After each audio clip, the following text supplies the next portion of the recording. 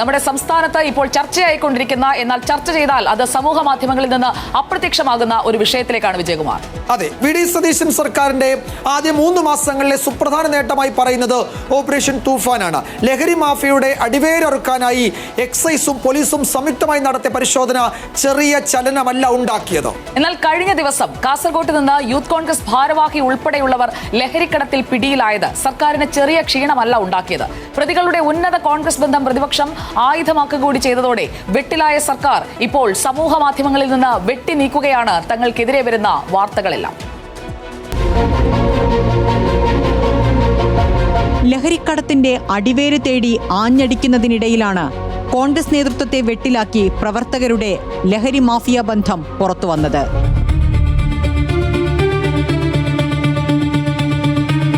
ഗുണ്ടാ സംഘത്തിൽ പെരുമ്പാവൂർ അനസുമായൊക്കെ പ്രവർത്തിച്ചവരാണ് പാർട്ടി തണലിൽ ഇത്രകാലം കഴിഞ്ഞത്. മുഖ്യമന്ത്രി വി.ഡി. സതീശനൊപ്പം പിടിയിലായ സലാം നിൽക്കുന്ന വീഡിയോകളും ഫോട്ടോകളും പുറത്തുവന്നതോടെ പ്രതിപക്ഷവും നിലപാട് കടുപ്പിക്കുകയാണ്.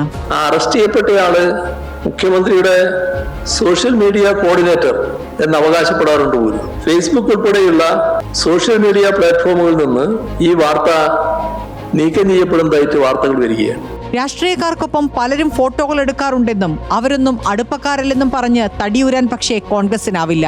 3 ദിവസത്തിനിപ്പുറവും ആഭ്യന്തരമന്ത്രി ഈ വിഷയത്തിൽ പ്രതികരിച്ചിട്ടില്ല എന്നതും ശ്രദ്ധേയം. മാത്രമല്ല, സമൂഹ മാധ്യമങ്ങളിലെ പ്രതിപക്ഷ വിമർശനങ്ങൾ തെരഞ്ഞുപിടിച്ച് മെറ്റയ്ക്ക് റിപ്പോർട്ട് ചെയ്ത് ഡിലീറ്റ് ചെയ്യുകയാണ് പാർട്ടി സൈബർ കേന്ദ്രങ്ങൾ. ഈ വിഷയത്തിൽ മറുപടി പറയാൻ മുഖ്യമന്ത്രി തയ്യാറാകുമോ? Editorial desk, big TV. Joshy Kurian, operation Toofan തുടങ്ങിയ അന്ന് മുതൽ ഈ സർക്കാരിന് ഏറ്റവും കൂടുതൽ കയ്യടി കിട്ടിയ ഒരു പദ്ധതിയായി അത് നിൽക്കുമ്പോഴാണ് അതിന്റെ ശോഭ കെടുത്തുന്ന തരത്തിൽ ഈ പിടിയിലായ ആളുകളുടെ ദൃശ്യങ്ങൾ പുറത്തുവരുന്നത്.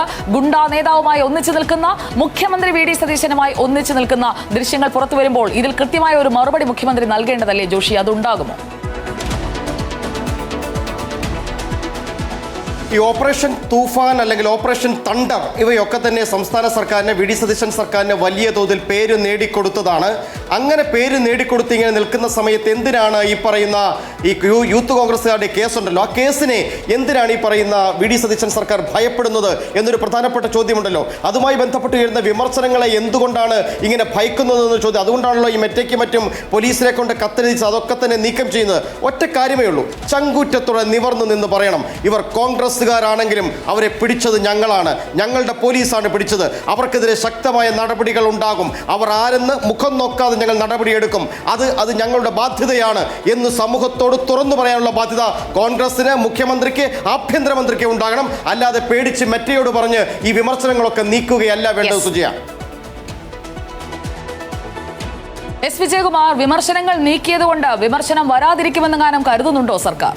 സുജയ, ഇതിൽ 2 കാര്യങ്ങളാണ്. ഒന്ന്, മുഖ്യമന്ത്രിയോടൊപ്പമുള്ള ചിത്രങ്ങൾ, അതിന് വലിയ പ്രാധാന്യമുണ്ട് എന്ന് ഞാൻ കരുതുന്നില്ല. കാരണം ഈ കാലത്ത് ഏത് ക്രിമിനലിനും ഏത് നേതാവിനൊപ്പം നിന്നും ചിത്രമെടുക്കാൻ കഴിയും. അയാളുടെ പശ്ചാത്തലം അറിയാത്ത ഒരു നേതാവാണെങ്കിൽ അതിന് നിന്ന് കൊടുക്കുകയും ചെയ്യും. അതായിരിക്കും ഇവിടെ വി.ഡി. സതീശന്റെ കാര്യത്തിൽ സംഭവിച്ചത് എന്നാണ് ഞാൻ കരുതുന്നത്. ഈ വാർത്തകൾ നീക്കം ചെയ്യാൻ ആരാണ് മെറ്റയോട് ആവശ്യപ്പെടുന്നത്, പോലീസിനോട് ആവശ്യപ്പെടുന്നത് എന്നതിലാണ് ചോദ്യം ബാക്കിയുള്ളത്. മുഖ്യമന്ത്രി മറുപടി പറഞ്ഞിട്ടില്ല. അത് ആഭ്യന്തര വകുപ്പിന്റെ നിർദ്ദേശമാണോ മുഖ്യമന്ത്രിയുടെ ഓഫീസിന്റെ നിർദ്ദേശമാണോ എന്നതിൽ വ്യക്തത വരേണ്ടതുണ്ട്.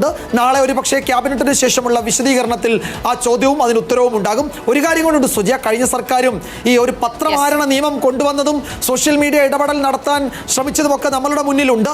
അന്ന് അതിനെ ന്യായീകരിച്ചവരാണ് ഇപ്പോൾ ഈ വിഷയത്തിൽ എതിർത്ത് പ്രതികരിച്ച് രംഗത്ത് വരുന്നത് എന്നതുകൂടി നമ്മൾ കാണേണ്ടതുണ്ട് സുജയ.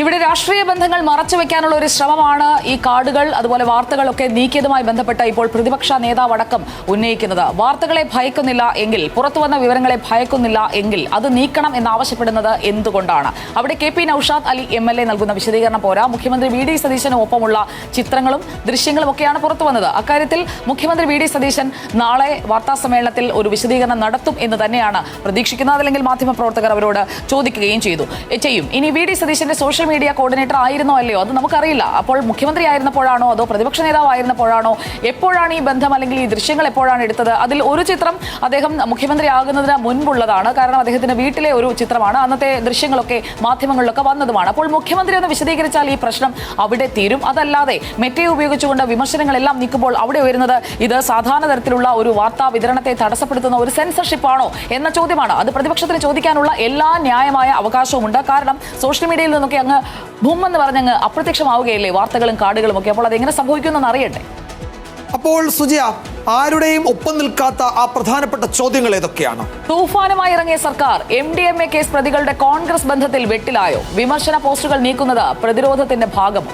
തന്നെയുമല്ല, ലഹരി വിരുദ്ധ ക്യാമ്പയിനുകളിൽ സജീവമായി പങ്കെടുക്കുന്ന വ്യക്തികൾ തന്നെ ഇത്തരം വലിയ ലഹരിക്കടത്തു കേസുകളിൽ പ്രതികളാകുന്നത് പാർട്ടി സംവിധാനങ്ങളുടെ ജാഗ്രതക്കുറവാണോ എന്ന ചോദ്യം കോൺഗ്രസിനോടും ചോദിക്കാനുണ്ട്. Big TV, without fear or favor.